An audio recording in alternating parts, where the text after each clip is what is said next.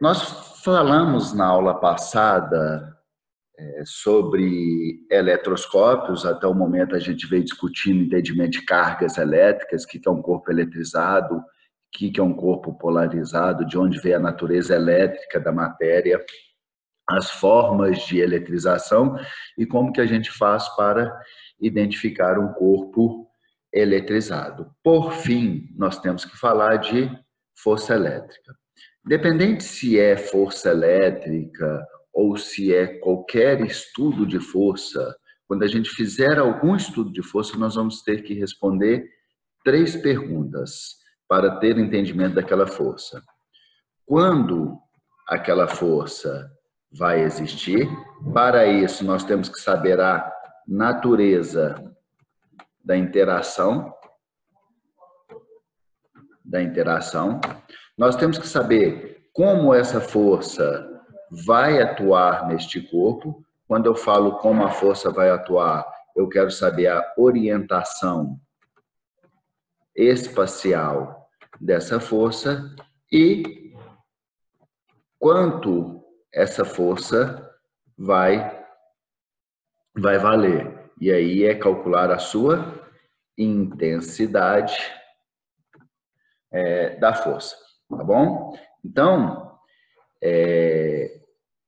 quando a gente tem esse padrão de raciocínio, deparar alguma força, você fala assim, eu preciso estudar uma força, próximos capítulos da frente aí que a gente vai trabalhar vai ser de estudos de força, né, e leis de Newton. Vocês procuram sempre ter essa disciplina. Quando que a força vai existir? Sabendo que força é interação entre 2 corpos, eu tenho que saber qual é a natureza dessa interação para saber se aquela força existe no momento ou não. Então, a força elétrica, ela sempre vai existir quando houver, no caso da força elétrica, interação entre 2 corpos eletrizados, tá? Na questão, ela pode mostrar para vocês os 2 corpos já eletrizados, ou ela pode deixar indireto, afirmando, por exemplo, que tem um corpo eletrizado dentro de algum campo elétrico. Se existe algum campo elétrico naquele espaço, é porque tem outro corpo eletrizado gerando este campo elétrico, tá? Então, sempre que estiver a interação de 2 cargas, vai surgir a força elétrica. A força elétrica vai surgir em quem? As forças sempre surgem em pares. Então, vão surgir 2 forças, cada uma em um corpo, sendo sempre as forças de mesmo módulo, mesma direção, sentido contrário. Então, por exemplo, neste desenho aqui que a gente está vendo, as 2 cargas positivas interagiram. E aí, da interação dessas 2 cargas, surgiu 2 forças elétricas. Uma em um corpo, outra em outro. As 2 com o mesmo módulo, mesma direção, porém sentidos contrários, tá? Qual vai ser, então, a orientação dessa força elétrica? Como ela vai atuar nos corpos? Qual é a direção e o seu sentido? A direção de uma força elétrica, lembrando que direção é uma reta, ela sempre vai ser a reta que passa pelas 2 cargas, pelos 2 corpos eletrizados, tá? Então, a força elétrica, ela sempre vai ter a direção que passa pelas 2 cargas que estão interagindo. Então, se eu quero saber a direção da força gerada de 2 cargas, eu traço uma reta entre elas. Qual é o sentido? O sentido vai depender do sinal das cargas. Se forem sinais iguais, a força gerada vai ser de repulsão. Então, neste primeiro exemplo, é uma força de repulsão. No segundo exemplo, é uma força de repulsão, porque eu tenho 2 cargas, primeiro com excesso de cargas positivas, depois eu tenho 2 cargas com excesso de cargas negativas. E, por fim, se eu tiver uma carga positiva com uma carga negativa, sinais contrários, a força vai ser de atração. Ok? Então, eu sei quando a força elétrica vai existir e quando ela existe, eu sei como ela vai estar atuando, qual é a sua direção e qual é o seu sentido. Tá? Por fim, nós temos que identificar quanto vale essa força. E a quantificação dessa força, ela foi determinada por um carinha chamado Charles Coulomb. E aí, inclusive, a unidade de medida de cargas elétricas foi dado o nome dele em homenagem, né, a Coulomb. Então, a unidade de medida de cargas é Coulomb, e a equação que determina a força elétrica entre os corpos é chamada de lei de Coulomb. Tá? Então, vamos lá, passando para o nosso entendimento de quanto essa força elétrica vai valer. Para eu falar de quanto a força elétrica vai valer, eu tenho que entender como que Charles Coulomb fez para determinar a intensidade da força elétrica nos corpos. Para ele determinar a intensidade das forças elétricas nos corpos, ele utilizou uma balança chamada de balança de torção, que é essa figurinha nossa aqui, ó. Essa aqui é uma balança de torção, que é uma balança utilizada antigamente, super sensível para a identificação da existência de forças entre dois corpos. Como é que funciona essa balança de torção? Ela existe um fio de torção aqui na vertical, e esse fio de torção, à medida que ele torcer, vai surgir nele uma força elástica. E essa força elástica já conseguia medir tranquilamente. Tá? Na extremidade inferior do fio de torção, coloca-se dois corpos. Um corpo está aqui para balancear o equilíbrio dessa balança de torção aqui, e o outro corpo na outra extremidade. Este corpo na extremidade da esquerda, que está com uma setinha, é o corpo em que a gente vai eletrizá-lo. E ao eletrizar, ele vai adquirir uma carga. Esse corpo adquiriu uma carga que foi chamada de Q1.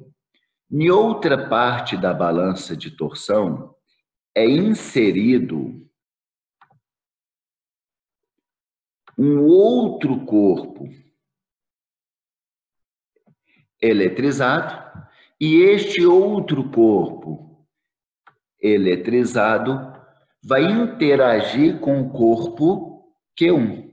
O outro corpo eletrizado, o segundo corpo eletrizado, foi chamado de Q2, e se eu tenho dois corpos eletrizados neste ambiente, esses corpos vão se interagir. E aí vai surgir uma força elétrica. Como essa força elétrica vai surgir?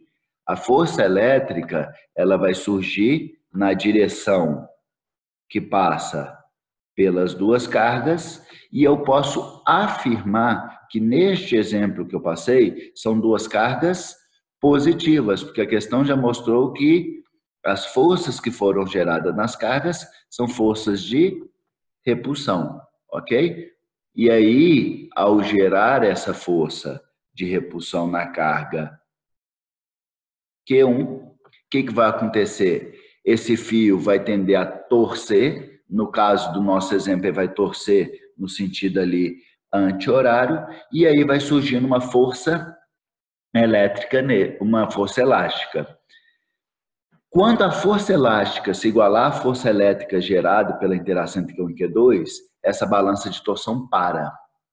Então, na hora que ela entra em equilíbrio, eu posso afirmar que a força elástica se igualou à força elétrica. E aí, se eu consigo calcular a força elétrica, a elástica, que já era calculado na época, eu consigo chegar no valor da força elétrica. Beleza? Ok? E aí, ele começou a analisar o comportamento, a intensidade dessa força gerada em interação entre essas duas cargas e verificar quais eram os fatores que iriam interferir na interação entre essas duas cargas. Então, esquematicamente, eu posso falar que o que aconteceu foi isso aqui. Ele colocou duas cargas para interagir, uma ele chamou de Q1, a outra ele chamou de Q2. Essas cargas têm o mesmo sinal, foi gerada uma força de repulsão de uma intensidade que eu vou chamar de FE, e essas cargas estavam separadas a uma distância D, uma da outra aqui. Ok? Beleza? E aí ele virou e começou a questionar o seguinte: ok, eu coloquei duas cargas, uma com intensidade Q1, a outra com intensidade Q2, sabia-se da intensidade dessas cargas, e foi gerada uma certa força elétrica para essas cargas que estão separadas por uma distância D, uma da outra. E aí Coulomb começou a questionar: será que a intensidade das cargas interferem no valor da força elétrica? Aí o que ele fez? Vou verificar. Em vez de eu pegar a carga Q1 e manter o mesmo valor, eu vou dobrar a intensidade do valor da carga Q1. O que aconteceu? Quando ele dobrou o valor da carga Q1, ele percebeu que o valor das forças elétricas geradas nos corpos também dobraram. Tanto do corpo que se dobrou a carga, tanto de Q1, quanto a força elétrica gerada em Q2. Obviamente, porque as forças geradas nos dois corpos surgem sempre em pares, e elas sempre terão mesma direção, mesmo modo e sentidos contrários. Então, se uma dobrar, a outra também vai dobrar, ok? Então, ele percebeu que a intensidade da carga que está interagindo interfere. E quanto maior for a intensidade da carga, maior vai ser a intensidade da interação elétrica entre esses dois corpos. Quanto mais eletrizado o corpo estiver, maior vai ser a intensidade da interação elétrica que ele vai ter com outro corpo eletrizado, ok? E aí ele começou a questionar o seguinte: beleza, eu vi que se eu alterar a intensidade da carga Q1, eu altero a intensidade da força gerada nos corpos. E se eu, agora, em vez de alterar a intensidade da carga Q1, eu começar a alterar a intensidade da carga Q2, colocando, por exemplo, a carga Q2 numa intensidade 3 vezes maior. No caso aqui, da carga negativa, eu vou falar que o saldo eletrônico aqui vai ser 3 vezes maior. O número de elétrons e excesso em relação ao número de prótons vai ser 3 vezes maior. O que aconteceu? As forças elétricas geradas nos corpos também aumentaram. Quantas vezes? 3 vezes. Então ele percebeu que a força elétrica tem uma relação diretamente proporcional com as cargas, tanto com a carga Q1 quanto com a carga Q2. E aí ele virou e começou a pensar: poxa, mas se agora, se eu alterar a intensidade das duas cargas simultaneamente, então se eu alterar a intensidade, por exemplo, de Q1 para 2 vezes maior, a intensidade de Q2 3 vezes maior, o que vai acontecer com essa força elétrica? Ela vai aumentar mais ainda. E aí ele percebeu que a intensidade da força elétrica, ela ficou 6 vezes maior. Ok? Com isso, o que ele pôde concluir? Ele pôde concluir que a força elétrica é diretamente proporcional ao produto das cargas. Beleza?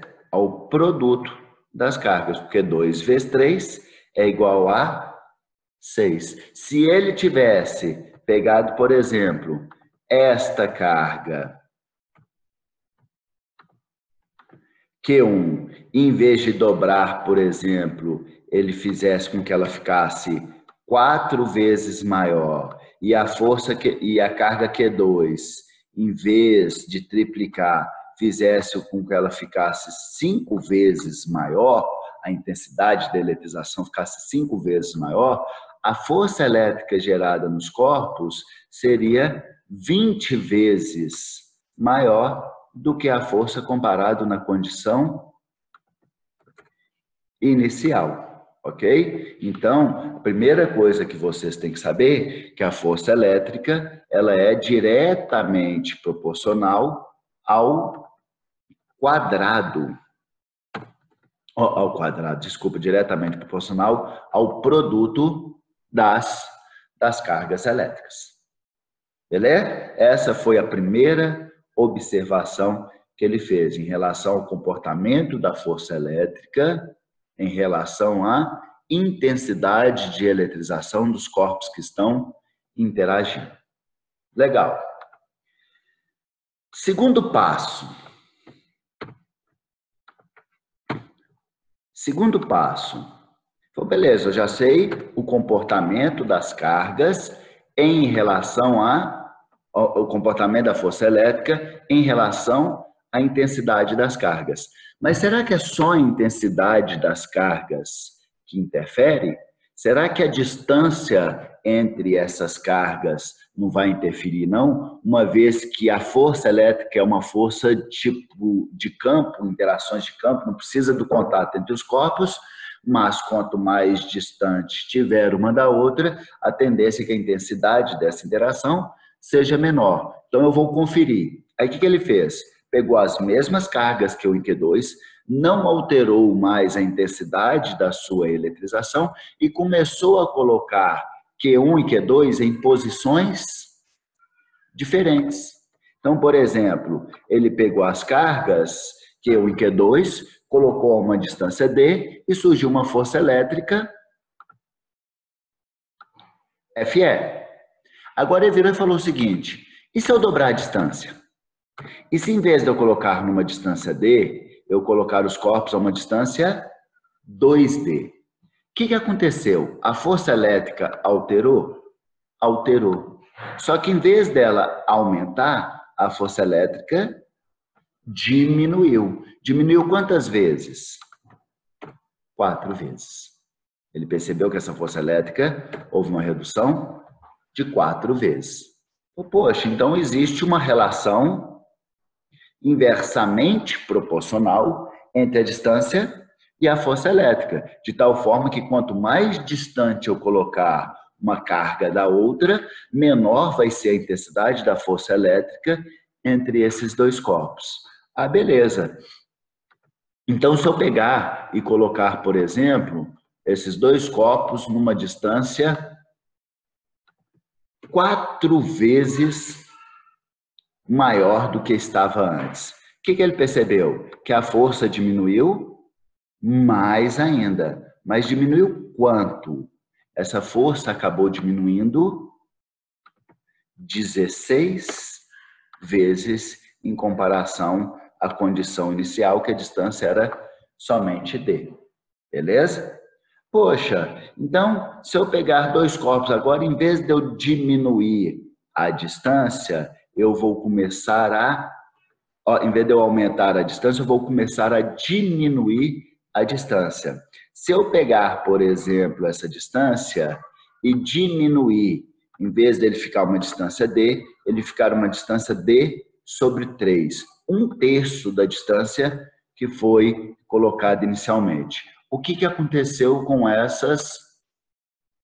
com essa força elétrica gerada nos corpos. Essa força elétrica diminuiu? Não. Essa força elétrica aumentou. Aumentou quantas vezes? 9 vezes. Isso foi tudo observado, tá? Ele não gerou, ele não inventou esses números. Ele foi observando essas relações de proporcionalidade. Ah, cara, então vou fazer só mais uma por desencargo de consciência. E aí ele chegou lá, falou: agora eu vou diminuir a distância entre essas duas cargas para 10 vezes menor do que a distância inicial. O que aconteceu com a força elétrica? Ela ficou 100 vezes maior comparado com a condição inicial, ok? Desta forma, Charles Coulomb, ele conseguiu enxergar também que a distância interfere na força elétrica entre dois corpos eletrizados, né? Na interação entre esses dois corpos eletrizados, e que a distância e a força elétrica têm uma relação inversamente proporcional. Mas a força elétrica é inversamente proporcional não à distância, e sim ao quadrado da distância. Teve questão, acho que tem na apostila desse ano, tem essa questão, se eu não me engano, eu até resolvi ela com vocês, que fala numa das alternativas assim: marca a alternativa correta. Aí coloca lá numa das alternativas: a força elétrica é inversamente proporcional à distância, tá certo? Não. Porque se ela fosse inversamente proporcional à distância, se eu dobrasse a distância, a força elétrica ia diminuir pela metade, e não 4 vezes. Se eu quadriplicasse a distância, a força ia diminuir 4 vezes, e não 16. Ok? E 16 é o quadrado de... 4 ao quadrado é 16. 3 ao quadrado é 9. 10 ao quadrado é 100. Então, a força elétrica é inversamente proporcional ao quadrado da distância. E aí ele foi testando outras características, o que mais pode interferir na força elétrica, e percebeu que só tinha mais um fator que interferia na intensidade dessas forças elétricas. Que fator seria esse?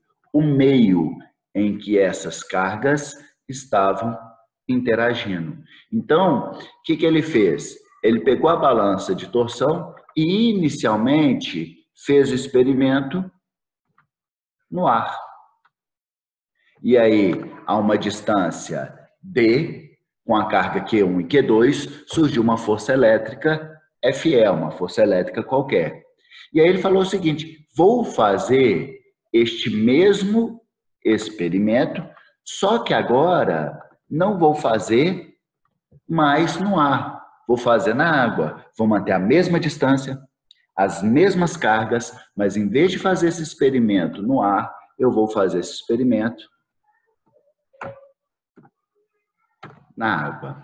O que aconteceu? A força elétrica gerada entre os dois corpos eletrizados, ela não foi a mesma. Na água, na verdade, foi 80 vezes menor do que a força gerada entre as mesmas cargas, as mesmas condições, só que no ar.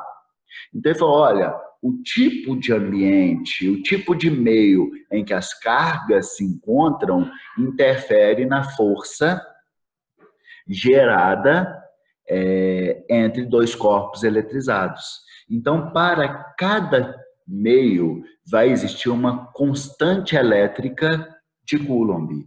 Então, daí ele criou-se uma constante, que é chamada de constante elétrica de Coulomb. Ok? E cada meio, essa constante terá um valor.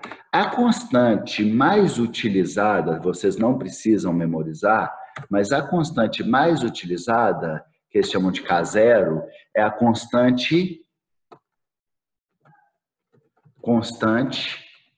elétrica de Coulomb no vácuo. No vácuo. Então, no vácuo é o tipo de meio onde a interação entre duas cargas vai acontecer de forma mais intensa, ok? E qual é o valor dessa constante? É 9 vezes 10 elevado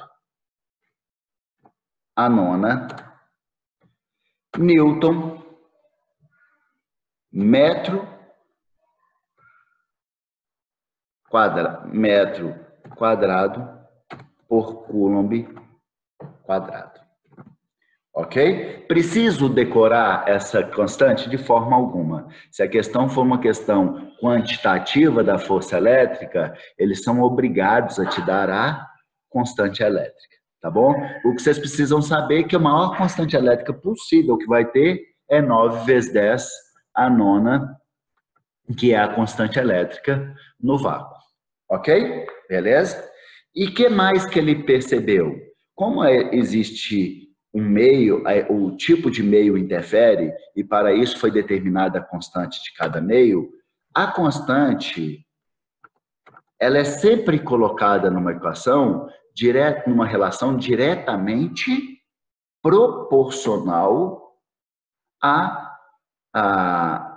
variável em questão. Então, a força elétrica, ela sempre vai ser diretamente proporcional à constante elétrica. Então, a força elétrica é diretamente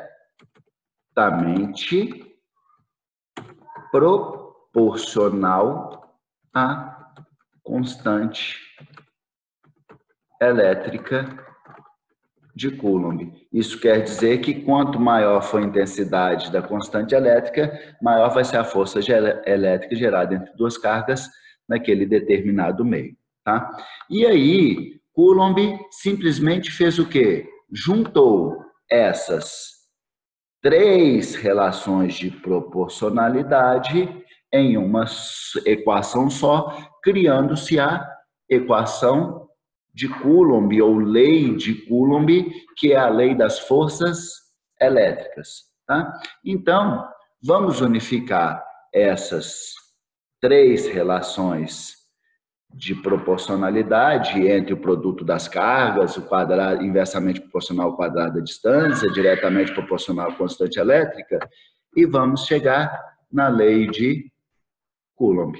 Então, passando para o nosso próximo slide, a gente viu que a força elétrica ela vai depender basicamente de três fatores: intensidade das cargas, a distância e o tipo de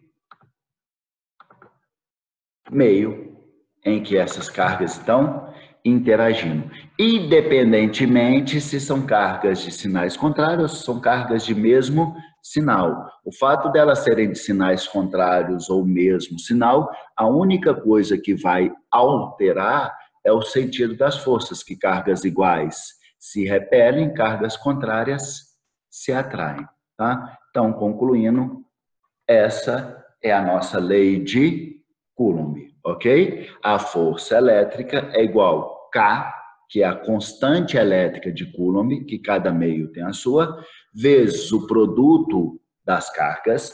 Lembrando que aqui nós só estamos determinando o módulo da força, então nós trabalhamos só com o módulo das cargas elétricas, não trabalhamos com sinal, dividido pela distância ao quadrado.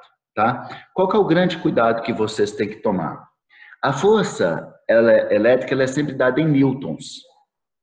Tá? Então, a distância, obrigatoriamente, ela vai ter que sempre ser dada em metros. Aqui, na exemplificação, na denominação das letras, aqui colocou que K é 9 vezes 10 a nona, constante eletrostática, né? Mas é a constante eletrostática do vácuo.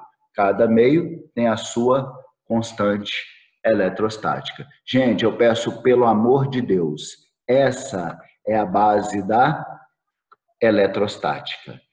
Todas as outras quantificações das outras grandezas, potencial elétrico, campo elétrico, energia potencial elétrico, que é o que a gente vai estudar ainda em eletrostática, elas derivam da lei de Coulomb. Então, a lei de Coulomb é o eixo central para a gente desenvolver o raciocínio para todas as outras cálculos de outras grandezas na eletrostática. Tá bom? Então, essa que é a nossa lei de Coulomb. Continuando a nossa discussão, às vezes essas relações de proporcionalidade que eu discuti com vocês aqui, ela pode vir em situações de figura, elas podem vir em equações, como toda e qualquer função, né? Ou eles podem te dar questões sobre representações gráficas do comportamento dessas grandezas. O que vocês têm que sempre lembrar em representações gráficas, gente? Toda relação diretamente proporcional, ele vai gerar uma função linear. Toda relação inversamente proporcional, ele vai gerar uma função hiperbólica.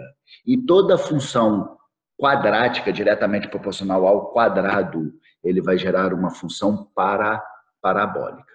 Tranquilo? Ok? Então, neste caso, se eu analisar o comportamento da força em função da distância lá, para uma dada distância D, a força era F. Mantendo as mesmas cargas, se eu dobrar a distância, a força passou a ser 4 vezes menor. Se eu quadriplicar a distância, a força elétrica passou a ser 16 vezes menor. Se eu reduzir a força elétrica pela metade, a força elétrica passou a ser 4 vezes maior. Ok? Então, desta forma, o perfil gráfico gerado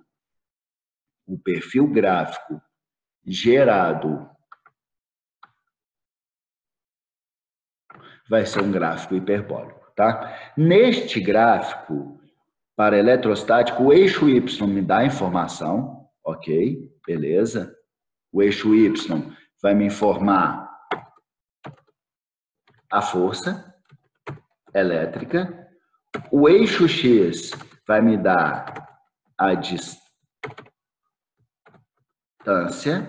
mas a inclinação e área deste gráfico não vai informar nada. Então, isso é ótimo, porque deu análise de um gráfico de força elétrica por distância, não vai informar nada dentro do entendimento nosso de eletrostática. Na verdade, a área até informa. Nós vamos ver mais para frente que a área ela vai nos dar uma informação, ok?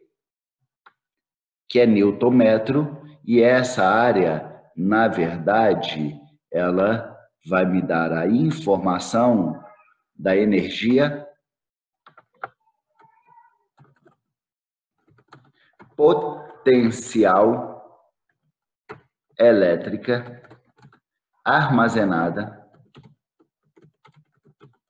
nos corpos que estão interagindo. Tá? Mas isso mais para frente a gente preocupa. A maioria das questões que vão dar o gráfico de força por distância, ou quase na totalidade, vocês vão ter que analisar basicamente eixo Y e eixo X. E se eu pegar o gráfico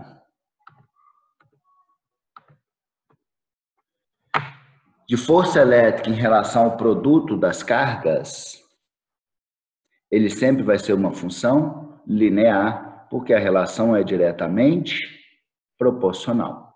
Tá bom?